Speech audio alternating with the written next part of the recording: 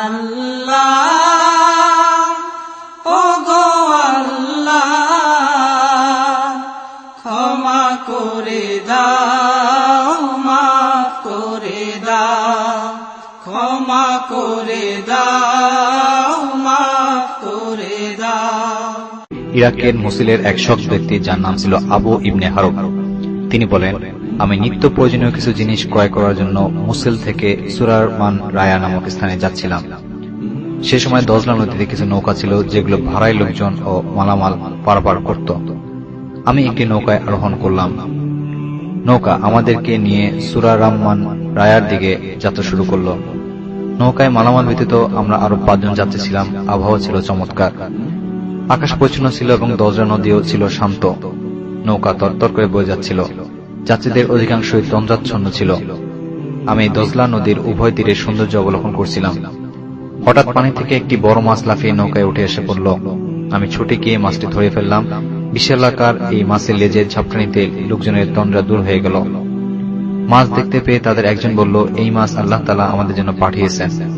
আমরা সামনে কোনো তীরে নেমে মাছটি ভুনা করে খাবো। সকলে একমত হওয়ায় তীরের দিকে নৌকা ঘুরিয়ে দেওয়া হলো। আমরা তীরে অবতরণ করে ঘন গাছবিষ্ট এক স্থানে অবস্থান করলাম, যাতে জ্বালানি জমা করে মাছটি রান্না করা যায়। আমরা সেখানে এক আশ্চর্য দৃশ্য দেখলাম। একটি মৃতদেহ মাটিতে পড়ে আছে, পাশে পড়ে আছে একটি ধারালো চাকু। অদূরে অন্য এক যুবক হাত পা ও মুখে কালো কাপড় বাঁধা। সে বাঁধনমুক্ত হওয়ার জন্য আপ্রাণ চেষ্টা করছে। আমরা দ্রুত সামনে গিয়ে ওই ব্যক্তির সকল বাঁধন খুলে দিলাম। তার চেহারায় অত্যন্ত ভীত ও নিরাশার ছাপ ছিল। বাঁধনমুক্ত হয়ে সে বলল, দয়া করে আমাকে একটি পানি দাও। আমরা তাকে পানি দিলাম। এরপর আমাদেরকে সে পূর্ণ ঘটনা শোনালো।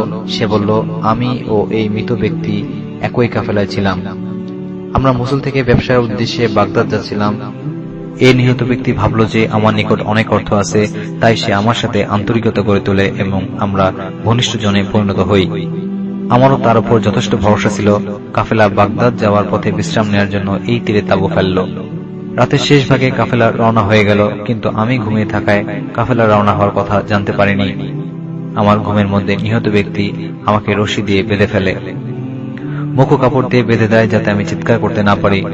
তারপর সে আমাকে হত্যা করার জন্য মাটিতে ফেলে দিয়ে আমার বুকের উপর বসে হত্যা করতে উদ্যত হয়। তখন আমি বললাম, ওহে, তুমি আমার সম্পদ নিয়ে নাও, তবু আমাকে প্রাণে মেরো না। এতে সে রাজি হল না, বরং তার বেল্টের সাথে বেঁধে রাখা ধারালো চাকু বের করার চেষ্টা করল। কিন্তু সে সহজে চাকুটি বের করতে পারল না। ফলে সে সর্বশক্তি প্রয়োগ করে চাকু বের করতে গেল। এতে চাকু তার নিজ গলায় বিদ্ধ হয়ে শাহরগ কেটে গেল। তার প্রচুর রক্তক্ষরণ হয়ে সে মাটিতে লুটিয়ে পড়ল।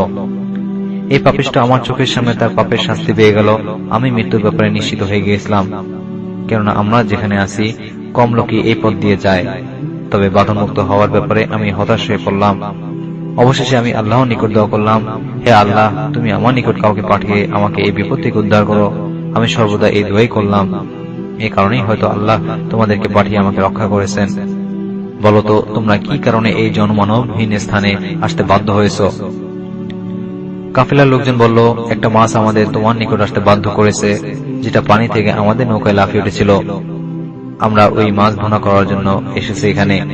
কাফেলার লোকদের কথা শুনে ওই ব্যক্তি আশ্চর্য হয়ে বলল, নিঃসন্দেহে আল্লাহ তাআলা ওই মাছটিকে তোমাদের নৌকায় পাঠিয়েছিলেন আমাকে এই বিপদ থেকে উদ্ধার করার জন্য।